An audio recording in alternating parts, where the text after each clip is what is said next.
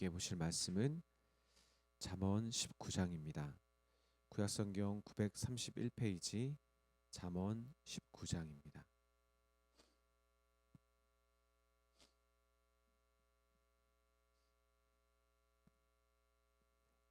19장의 말씀을 함께 읽도록 하겠습니다. 가난하여도 성실하게 행하는 자는 입술이 패역하고 미련한 자보다 나으니라. 지식 없는 소원은 선하지 못하고 발이 급한 사람은 잘못 가느니라. 사람이 미련함으로 자기 길을 굽게 하고 마음으로 여호와를 원망하느니라. 재물은 많은 친구를 더하게 하나 가난한즉 친구가 끊어지니라. 거짓 증인은 벌을 면하지 못할 것이요 거짓말하는 자도 피하지 못하리라. 너그러운 사람에게는 은혜를 구하는 자가 많고 선물 주기를 좋아하는 자에게는 사람마다 친구가 되느니라.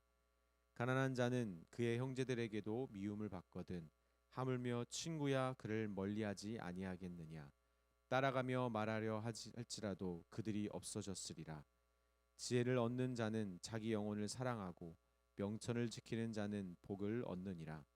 거짓 증언은 벌을 변하지 못할 것이요 거짓말을 뱉는 자는 망할 것이니라. 미련한 자가 사치하는 것이 적당하지 못하거든 하물며 종이 방백을 다스림이랴. 노하기를 더디하는 것이 사람의 슬기요 허물을 용서하는 것이 자기의 영광이니라. 왕의 노함은 사자의 부르짖음 같고 그의 은택은 풀 위에 이슬 같으니라. 미련한 아들은 그의 아비의 재앙이요 다투는 아내는 이어 떨어지는 물방울이니라. 집과 재물은 조상에게서 상속하거니와 슬기로운 아내는 여호와께로서 말미암느니라. 게으름이 사람으로 깊이 잠들게 하나니 태만한 사람은 줄일 것이니라. 계명을 지키는 자는 자기의 영혼을 지키거니와 자기의 행실을 삼가지 아니하는 자는 죽으리라. 가난한 자를 불쌍히 여기는 것은 여호와께 꾸어 드리는 것이니 그의 선행을 그에게 갚아 주시리라.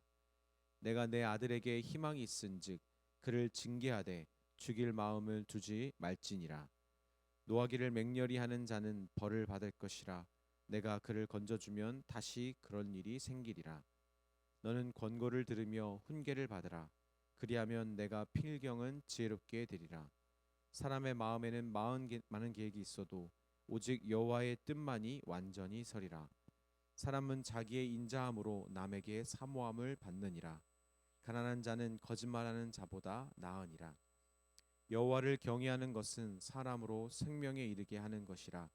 경외하는 자는 족하게 지내고 재앙을 당하지 아니하느니라. 게으른 자는 자기의 손을 그릇에 넣고서도 입으로 올리기를 괴로워하느니라. 거만한 자를 때리라. 그리하면 어리석은 자도 지혜를 얻으리라. 명철한 자를 견책하라. 그리하면 그가 지식을 얻으리라. 아비를 구박하고 어미를 쫓아내는 자는 부끄러움을 끼치며 능욕을 부르는 자식이니라. 내 아들아, 지식의 말씀에서 떠나게 하는 교훈을 듣지 말지니라. 망령된 증인은 정의를 업신여기고 악인의 입은 죄악을 삼키느니라.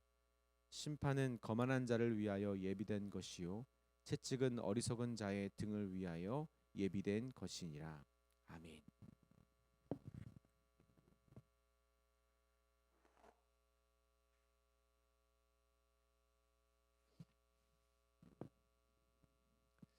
네, 반갑습니다.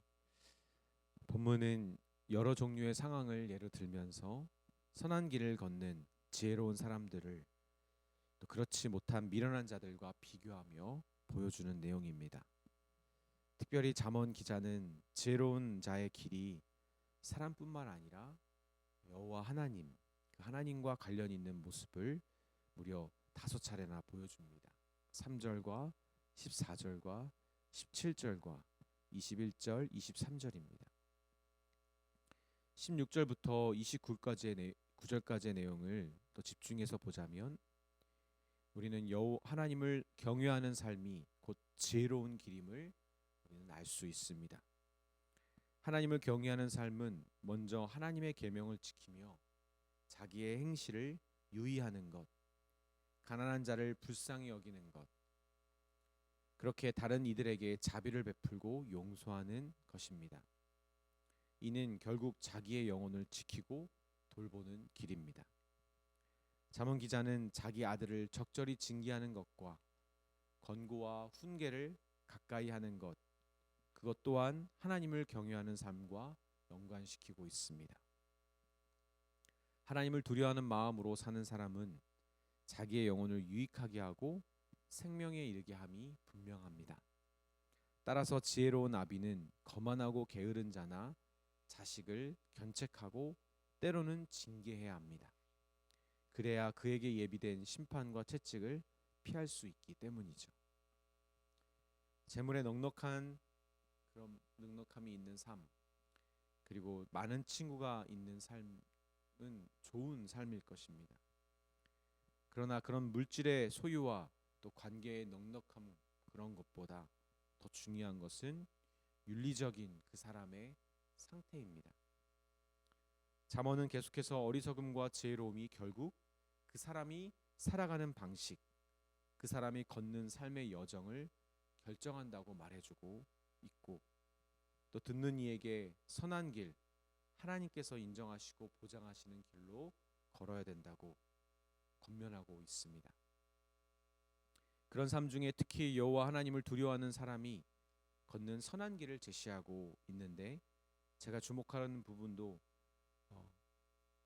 가난한 자를 불쌍히 여기며 선행을 베푸는 것과 다른 사람의 허물을 용서하는 것입니다. 11절입니다. 노하기를 더디하는 것이 사람의 슬기요 허물을 용서하는 것이 자기의 영광이니라.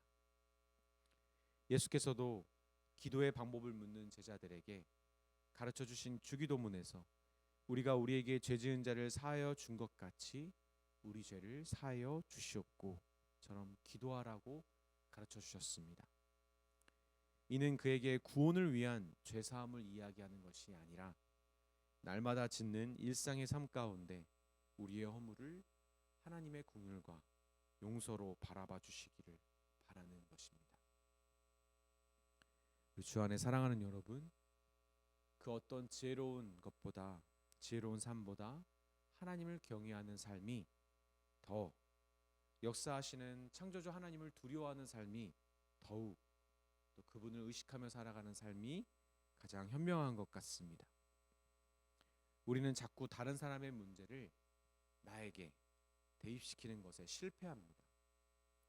영어 속담에는 다른 사람의 신발을 신고 걸어보기 전에는 그 사람을 판단하지 말라는 말이 있습니다. 우리나라 속담 중에 역지사지와 매우 유사합니다. 신앙인들은 내가 저 사람에게 하듯 하나님이 나를 대하실 것을 생각해야 합니다. 내가 저 사람의 어떠함에 긍휼히 여기고 자비를 베풀면, 허물과 죄를 어떻게든 용서하려고 하면 하나님은 그런 나에게 은혜를 베푸실 것은 자명합니다. 거만한 자와 어리석은 자의 등을 위해 예비된 심판과 채찍을 거두어 주실 것입니다. 다른 사람의 행실을 보기 전에, 이웃에게 하나님의 계명을 요구하기 전에 나의 행실을 먼저 바로잡고 하나님의 계명을 지켜야 합니다. 나에게는 엄격하지만 믿음의 동료들에게는 한없이 너그럽고 또 용서하는 마음을 가져야 합니다. 오늘 하루 우리 이웃을 불쌍히 여기는 마음으로 하나님의 넘치는 긍휼을 받으시는 여러분이 되기를 바랍니다. 아멘. 기도하겠습니다. 하나님 아버지 앞에 또 두려운 마음으로 우리가 다른 사람을 대하기를 원합니다. 우리가 다른 사람을 바라보는 눈과 마음과 생각처럼 하나님이 저를 바라봐 주실 것을 생각합니다.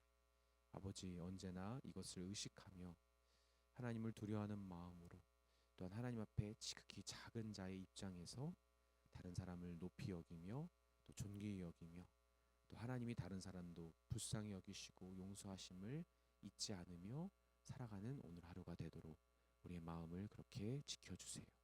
그 어떤 지혜로운 삶보다 하나님을 경외하는 삶이 지혜로움을 잊지 않는 저희가 되게 해주세요.